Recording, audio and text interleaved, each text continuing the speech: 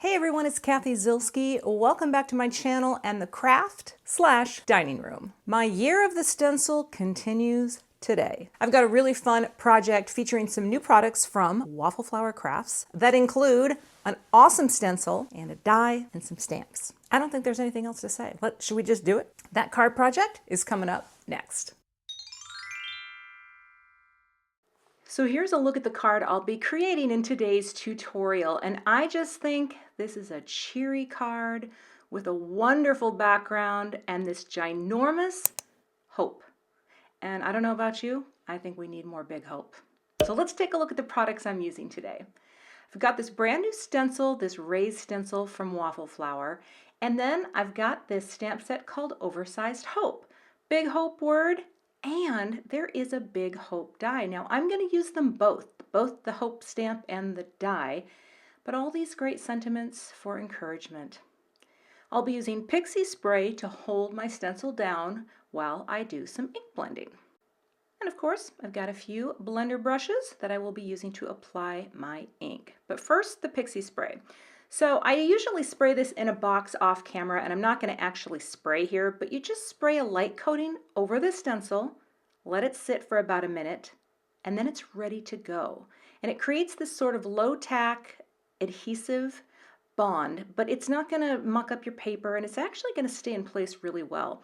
And whenever I have a stencil like this that has more little delicate areas, I like to use the pixie spray to hold it in place. So I'm going to be using Gina K Designs inks today, and for my blender brushes, I have a brush per color family, and what I usually do to get started, whatever I've used last time, I'm just going to rub off on a paper towel, and then I'm going to go to my ink and load up my brush and begin.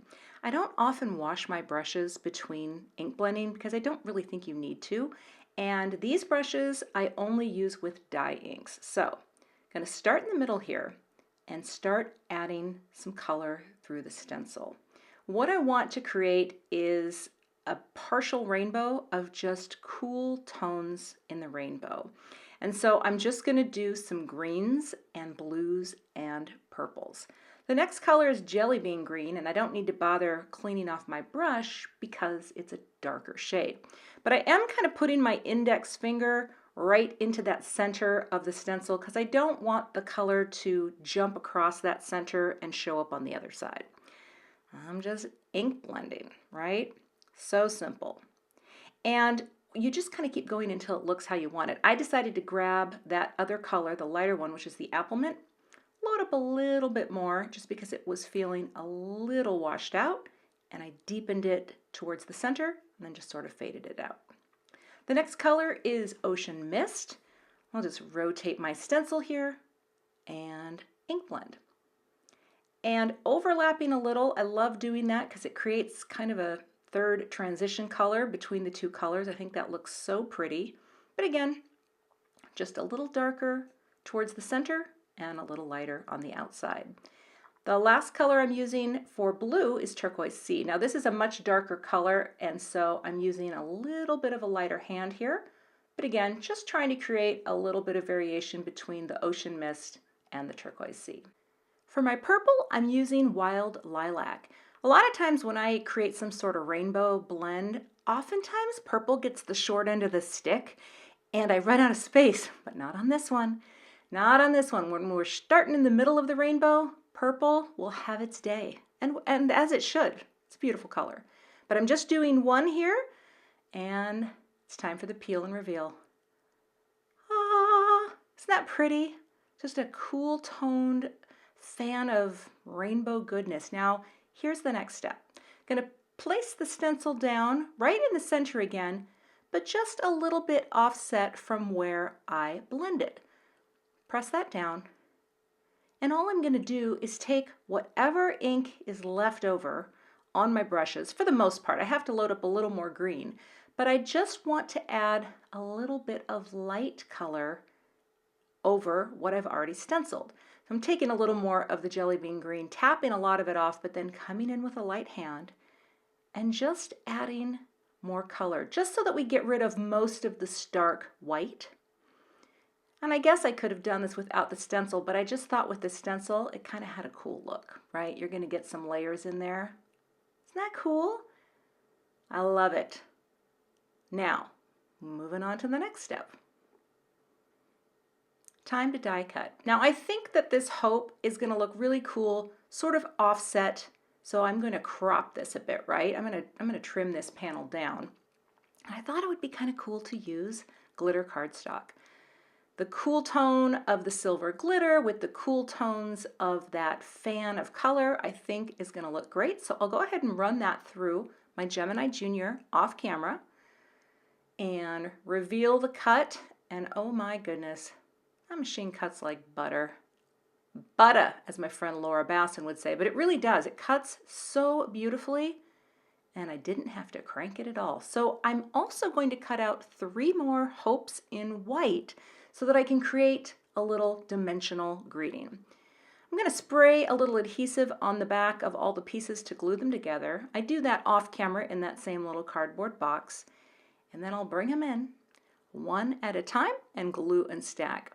Sometimes I like to show this in real time because it has taken me, I don't know, about 4 years to get better at stacking die cuts, especially ones that have any sort of swoop-de-doos or more delicate areas. It takes a while to, get them to line up, and I have ruined many a stacked die cut and had to start over because I got the alignment so far off. See that at the bottom there? Right there? Oops. Squeeze that together, Kath. All right. So if it takes you a little bit of time, don't sweat it. Don't sweat it. It takes me time. So glue it on 2 more. You don't need to see that, but I will show you the final layer, the 4th layer, and that is our beautiful shiny glitter topper. I have had people ask me, why don't you just die cut a layer out of like some foam and then pop the, shiny thing on top, or whatever the pretty layer is on top of like some craft foam. Truth be told, I just never think to do it. I'm going to have to try it one of these days, but today we're stacking cardstock. And I absolutely love the effect because now I have this beautiful, shiny greeting that has dimension, and it really makes a statement in a very elegant way. Dimension looks great. All right. Next, I'm going to figure out where this is really going to show up and what is the greeting going to be. One of the things I love about clear stamps is just the ability to, place things down and try to figure out, does that look good? Does that look good? Does that look good? It's just an added bonus of clear stamps, right?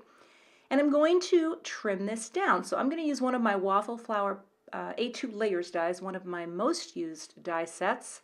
Trim that panel down, and now I can figure out the greeting. And I'm going to do this cheers you up because that nestles in really nicely right under that P.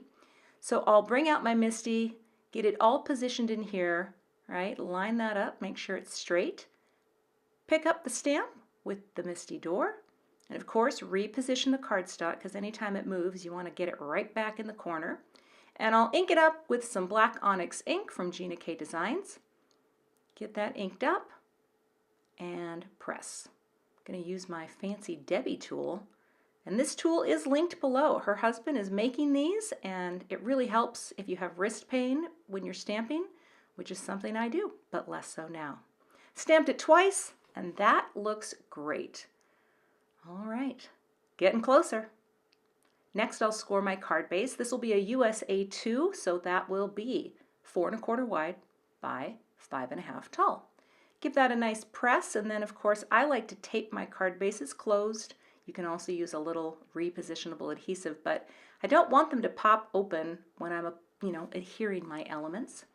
Got some foam tape on the back of my panel, and I'm just popping that up with that lovely little margin surrounding. Oh, I love it.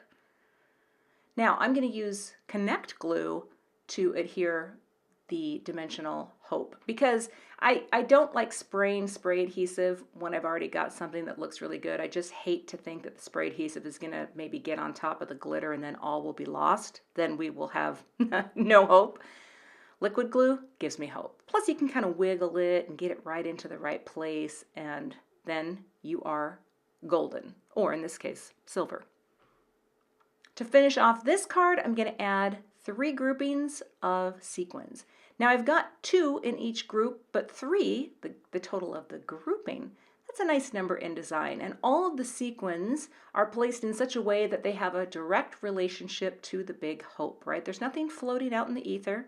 They're all connected. It's a beautiful unified thing. And that's my finished card project. I think it's cheery and shiny and those cool tones. So soothing. But then I thought, let's do something with the envelope. So I picked an envelope. This is Ocean Mist in the envelope, and it matches the ink beautifully. And I'm just going to take that big hope stamp and stamp it down on the front of the envelope. I'm trying to do more with coordinated envelope design because this sort of is going to give my recipient like a little teaser, like a little preview of what's to come, right? Just kind of bleeding that off the edge. I think it's kind of fun, and it's a great way to, get more use out of your stamps as well. And the nice thing is too, this ink looks a little bold right now, but when the Ocean Mist dries back, it lightens up quite a bit, and it gives you much more of a subtle tone on tone. And that's it. Preview of things to come, and the beautiful, shiny, stenciled goodness on the inside. That's the finished card project. I love that shine. So the next time you're planning to do some sort of blended rainbow, just cut that rainbow in half and do one side. It's your choice. Warm side, cool side, it's all good. All of the supplies that I used in today's video can be found linked below. Thanks for watching, and I'll see you back here with another card project soon. Thanks so much for watching today. I would love to have you become a subscriber to my YouTube channel. And if you do subscribe, be sure to hit the gray bell below the video so that you don't miss the next time I post. Here are a couple other videos that you might be interested in watching. Thanks so much, and have a great day.